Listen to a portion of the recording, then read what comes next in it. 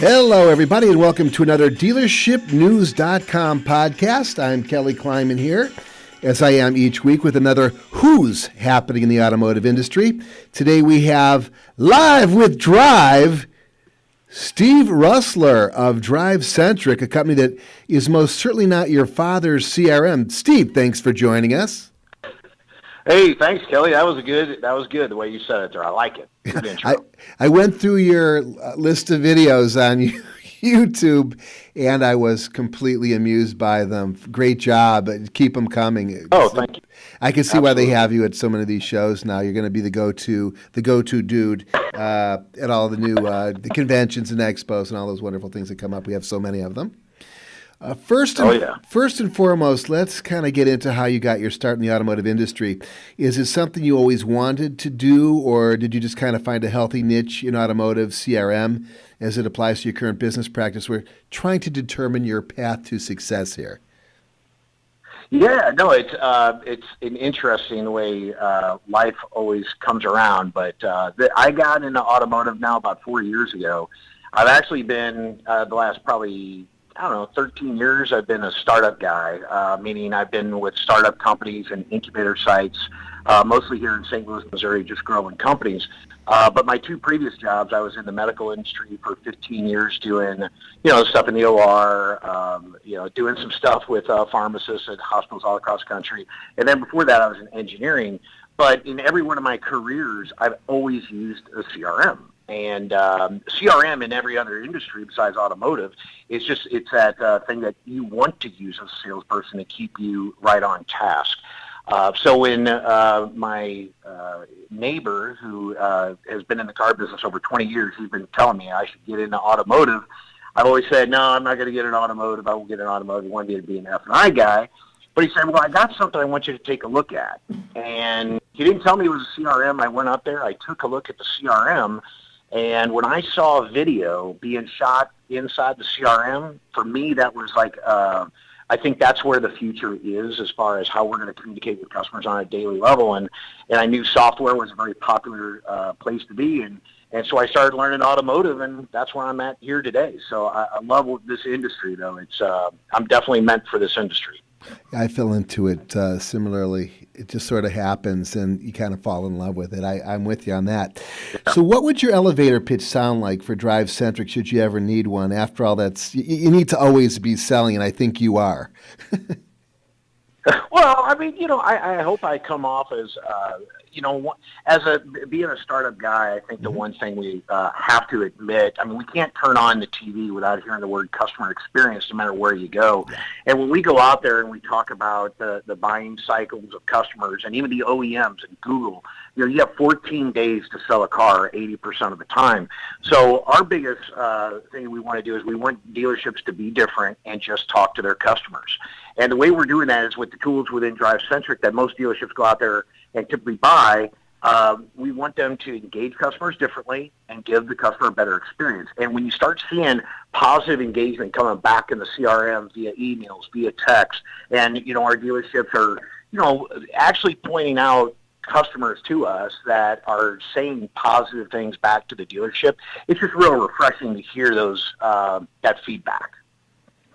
What sets you apart from your most advanced competitors, and who are some of those folks? Oh, well, I think everybody that goes out there and looks at CRMs, I think everybody knows that, you got eLeads, you got Vent Solutions, and DealerSocket. Those are the big three competitors. Really what sets us apart is we just modernized where CRMs are. If you take a look at our platform and what the complaints are in the industry, it's usually that my CRM is just so hard to use. Right. To get somebody that's brand new and to bring them on outside the automotive industry that's never been on a platform, sometimes there's a lot of training that's involved. And what we did was, and I give major kudos to our product development team, product manager, in putting together a tool that looks just like Facebook. And so, yeah, we're starting to do remote launches because people just feel that it's that easy to use. But everything, texting is really easy. We're getting a lot of great feedback on texting, which I believe is the new email. And I think we get a lot of our customers texting more in the CRM than they ever did, and sending personalized video. I mean, those are two new forms of communication that we need to do today to give the customer a better experience. So, What would your three most popular integrations be? You mentioned a couple right there, a few right there. Would those be your three top integrations? yeah, I would say our popular one, no doubt, is Genius. And that's a platform that includes artificial intelligence and the AI. So artificial intelligence and the hit list. So I'll get into that, and then video. So yeah, the Genius and the part of the artificial intelligence is having it fully integrated. This is where a dealership using one of those other CRMs, they typically don't have an artificial intelligence, so they go out and you buy an artificial intelligence and plug that into the CRM. So we built everything, which makes us very unique from the ground floor up. So it's our own artificial intelligence. We build personalized video where it's right there on the desktop, right there on the mobile phone. We even have a pause button, where you can kind of self-edit the video. So if you want to go out there, brand yourself, and then flip the camera, show the car, you can very simply. So it's very obtainable now to communicate, usually on a store level, anywhere between 75 to 100 videos a day. So it's pretty cool. And then the last thing you mentioned, that's part of the Genius, is the hit list, which is a big differentiating factor where salespeople can now see the what's in it for me for shooting videos, because now I can predict inside the CRM when customers are out there looking for cars. So the CRM becomes almost a live feed of leads instead of just, there for the moment. They can regenerate themselves in the CRM, so we can know when a good time is to reach out and talk to every customer. Are you guys running a streaming video as well? I know there's several different companies out there. We've interviewed a couple, and a couple have approached me to be interviewed, like Drop-In or 11 Site, where they have a streaming video platform which allows somebody who is shy or doesn't want to have to deal face-to-face with a salesman, or they live too far away or whatever, to be able to actually visit the lot via streaming video and even download apps and fill out apps in real time. Is that something that's part of your CRM as well? Yeah, we don't do anything like a live streaming. I guess the way we would do it is, the way I would recommend based on that situation. You have a customer several hours away, which, I guess the best story that I've ever heard, the furthest distance, was I had an Ohio dealership sell 2 cars to Iceland through a personalized video. So as you engage the customer, whether it's a used car, new car, whatever you want to do, the guys are going out there and just saying, hey, I'll send you a video of the car with the engine running. It is going to be, to the point where I think people will do almost like a FaceTime selling appointment. And that's where it's going to go. I think it's still too early, but I mean, they could surely do that, but they would have to go through a different channel on that. Yeah. But right now it would be all personalized video through text or email. Makes sense. When you get hired by a dealership, what does your checklist look like when it comes to determining what that business needs to get better? Yeah, it's a really great question. A lot of the dealerships are not like right now sending personalized video, or they're not using artificial intelligence. So one of the things that we always try to do is educate the dealership first and foremost on what are the metrics for engagement and what are some of the hurdles out there. So now the stores that are using artificial intelligence or a personalized video, it's very simple. They can get rid of a lot of those different third-party vendors that they're paying differently and get it all together in one CRM. Mm-hmm. So it's really 2 steps. If they already have it, they already see the value of doing those products. It's now a matter of just now having it fully integrated. That makes their life a lot simpler, and everything's connected from those tools perspective. If we're going out there and they've never shot personalized video, or if they never leveraged artificial intelligence, what we just have to do is kind of show what these tools are doing as far as, number one, an engagement and an experience. A lot of times we just want to know how other dealerships are doing, for example, videos. Like, how do I confirm appointment video? Mm-hmm. Well, if I get a customer that doesn't buy a car, would it be powerful to send them a be-back video? And the answer is yeah. So I could almost give you, for example, just a video, a reason to send a video versus send an email, as an example. And then artificial intelligence, they just got to usually see the success on how to partner and get trained using artificial intelligence. So once they get over that hurdle, then they see the value of it, and they typically get them. So. And of course, I'm sure you show them a number of different case studies. You mentioned one particular case study with the company from Roessler, the buyer from Iceland. which is really interesting. Who are some of your biggest clients, and can you share a couple other success stories with us?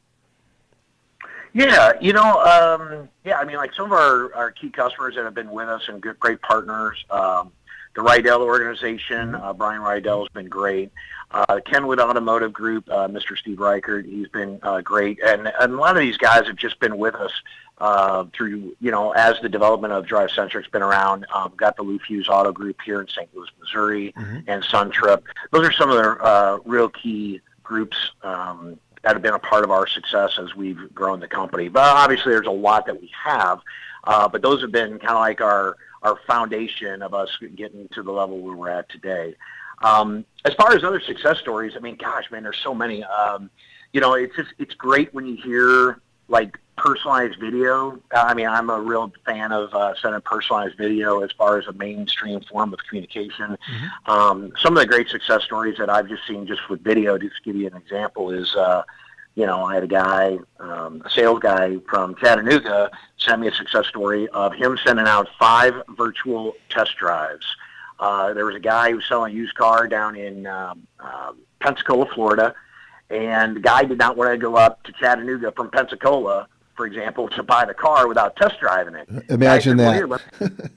Yeah, imagine that. It makes total sense. So he sent a virtual test drive. He's the BDC guy, and he had his sales guy with him, and they went on a test drive, and they literally filmed about 5 or 6 different videos so he could feel the guy comfortable as far as what the test drive, hear the engine, run, things of that nature. And they wound up selling the car on a Sunday. They met in Birmingham, Alabama. I just love that story.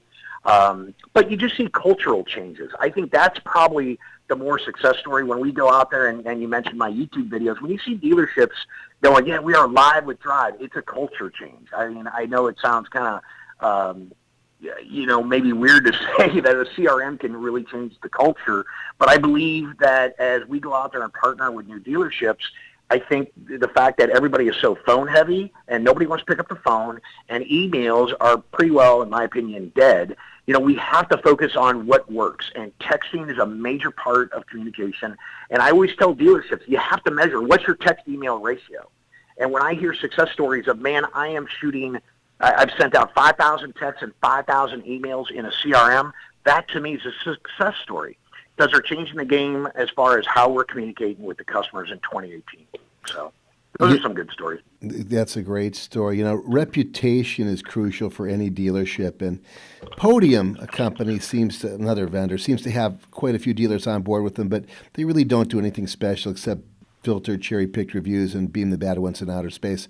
How do you guys approach reputation management, and which is unusual for a typical CRM program? I don't know that any other CRM programs actually deal with reputation management, but it's crucial for any dealership. How do you guys handle that? What does that look like? Yeah, it's kind of interesting because I know I didn't mention that as far as a key integration, but that would be another piece to the puzzle that you could reduce. I mean, because we built reputation inside the CRM.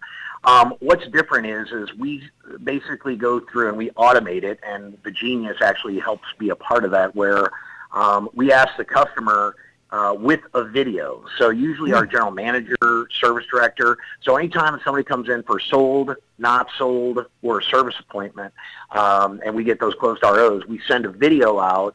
And that video will ask the customer, hey, we appreciate your time, and trusting you to do service with our dealership. Below us, you'll see 5 stars, and we go through and do a temperature check with the customer. And if they get a 5-star review, then we automatically send them another link that says, hey, would you like to post this on Google? Would you like to send it over to DealerRater, or another post that the dealership would like to boost up their ratings? But the key is number one, the video. So we're talking to the customer. And then number 2 is, the reputation is stored within the CRM. And I think what's crucial that I think we have to focus on is, again, what's the customer's experience with each and every dealership? And if I know that, you, for example, Kelly, maybe had a 1-star experience, I would hope I would approach you much differently than if you were a 5-star. So having that in the CRM is helping us engage the customer in a different way if it's visible. Right now, like riding a separate platform, it's just not visible to the dealerships. Yeah, most reputation management software is just an email. It's not even a video email. So I think adding that personalized touch sort of makes AI a little bit more personal because I'm really amazed at how well some AI works. It seems as though you're going back and forth on an email with an actual person until you realize you continue to get those weird emails when Right. your business is already done and they're still asking, did you want to buy that car? But this is different. I do like that approach. So Well, what? let me just throw out one more thing, though, Sure, because I totally sure. forgot maybe two missing pieces. Because number one, the video plays an important role as far as how we're going to create a bigger hit list.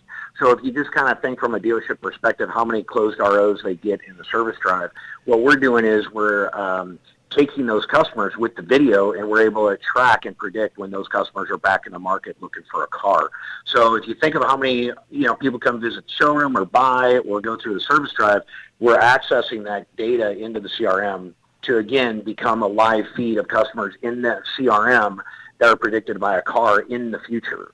So that's pretty cool. And then, and the only other thing, sometimes what I hear with dealerships, I'm not saying every dealership does this, but sometimes getting them reviews when it's manual is hard to do. Mm-hmm. So a lot of dealerships, while Podium is a good platform, a lot of the dealerships stiff their salespeople and make sure they get them done.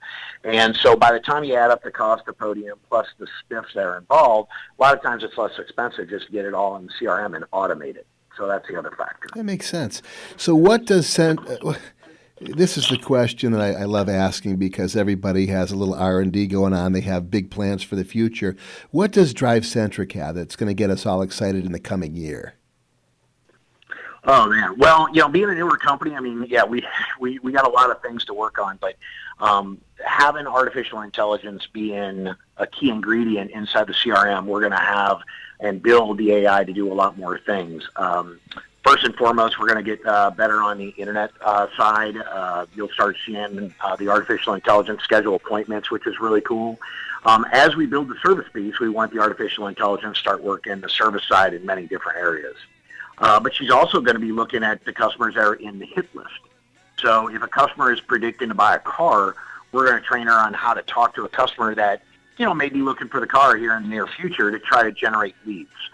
So there's a lot of work being done on the artificial intelligence. One of the other features we're going to be adding, I'm hoping in the next 3 to 6 months, is a tool called mentioning, where salespeople, managers, they can now hit like at Kelly or at Steve, let's say in a customer's record, and it'll notify you on what you want them to do. So it's like an internal communication on that particular customer, what you want salespeople or maybe your manager to do. I think it's getting to the point where I want to make sure my salespeople stay with the customer, and if I need to be a payment of $400, I can just hit, at Joe, Joe's working the desk. Hey, can you get my numbers to be at $400? And I can leave the customer. Don't have to leave the customer at the desk, potentially leaving the store, but I can stay with them and I can communicate with my manager internally inside Drive. So those are two really cool features that are going to be coming down the road. But yeah, we still got a lot of things to do, but those are some of the key things on the horizon probably in the next 6 months. That sounds impressive. So that's 6 months down the road. Let's get into our crystal ball here. And where's Steve Roessler going to be 5 years from now? Oh, well, I'll still be VP of sales. I'm hoping I'm doing a lot more with the OEMs on the educational side. I think that's, I really like talking about how we need to engage customers differently. I think that's what the race is to, is engagement. And some of the things like right now what I'm doing is educate some of the OEMs on the texting metrics on engagement. And so some of the OEMs like Toyota and Subaru have dispositions with DriveCentric where it shuts off the clock. And I think what we need to do is educate the OEMs to start allowing texting dispositions as a major form of communication inside CRMs to do that. And just really getting out there and teaching on personalized video, just even texting and how to use GIFs as far as a part of the communication, which you can do. It makes our job fun. It makes it more real life to what you're doing on your cell phone. And, using GIFs is a mainstream form of communication. And I did a very quick talk on just GIFs, and it was amazing how many people said that could be a talk. So I may do a presentation, like literally on how to apply GIFs into your business talk, given the situation. So, but that's where I think I'm going to wind up doing is a lot more educational talks, still doing obviously all the trade shows and things of that nature. And making videos. And making videos, that's right. I'll still always, I mean, but I'm doing that today. So, Well, I would have liked to have made a podcast video, but we're still working on that technology here. Once we get everything here aligned perfectly with the stars, we'll be ready to get in the video. But Steve, it's been great visiting with you. You're an awesome guy, and look forward to seeing you at some of these trade shows in person, and we'll make sure we stay in touch with you. That was Steve live with Roessler, and that's DriveCentric, and that's a CRM you really need to take a look at. This is Kelly. The DealershipNews.com podcast is signing off for now. Have a great day, everybody.